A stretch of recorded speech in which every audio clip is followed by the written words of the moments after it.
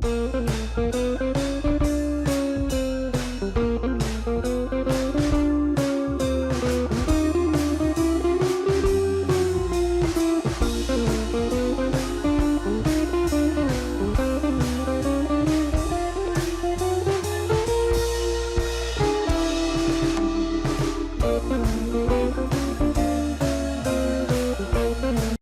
திகழ் வழங்கும் 10ஆம் வகுப்பு தமிழ் இயல் 5 திருவிளையாடற் புராணம்.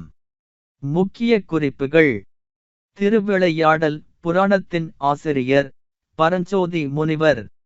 கபிலரின் நண்பர் இடைக்காடனார். இறைவன் இடைக்காடனாருக்காக கடம்பவன கோயிலை விட்டு நீங்கி சென்று தங்கிய இடம் வட திரு ஆலவாயில். இடைக்காடனாருக்கு மரியாதை செய்யாத மன்னனின் பெயர் குலேச பாண்டியன். மூவேந்தர்களில் வேப்பமாலை அணிபவர் பாண்டியன். சொல்லின் வடிவாக உன் இடப்புறம் வீற்றிருக்கும் பார்வதி தேவியையும் சொல்லின் பொருளாக விளங்கும் உன்னையுமே அவமதித்தான் என்று சினத்துடன் கூறியவர் இடைக்காடனார். இல்லறமும் துறவரமும் தத்தம் நெறியில் இருந்து தவறினவோ எமது தந்தையே யான் அறியேன் என்று வேண்டியவர் பாண்டிய மன்னன். மன்னா, நீ கூறிய அமுதம் போன்ற குளிர்ந்த சொல்லால் எங்கள் சினமான தீ தணிந்தது. இவ்வடியில் குறிப்பிடப்படும் மன்னன் குலேச பாண்டியன். முரசு கட்டிலில் கண்ணயர்ந்த மோசிகீரனாருக்கு கவரி வீசிய மன்னர். தகடூர் எரிந்த பெருஞ்சேரல் இரும்புரை. திருவிளையாடற் புராணத்தில் 3 காண்டங்களும் 64 படலங்களும் உள்ளன. பரஞ்சோதி முனிவர் திருமறைக்காட்டில் வேதாரண்யம் பிறந்தவர்.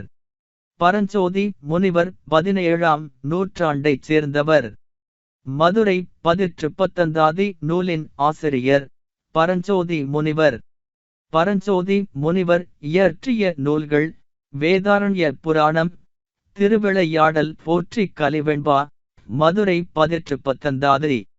திருவிளையாடற் புராணத்தில் உள்ள காண்டங்கள் மதுரை காண்டம், கூடர் காண்டம், திருவாலவாய் காண்டம். சொல்லும் பொருளும். கேள்வியினான் நூல் வல்லான், கேண்மையினான் நட்பினன். தார் மாலை, முடி தலை, முனிவு சினம். அகத்து உவகை மனமகிழ்ச்சி.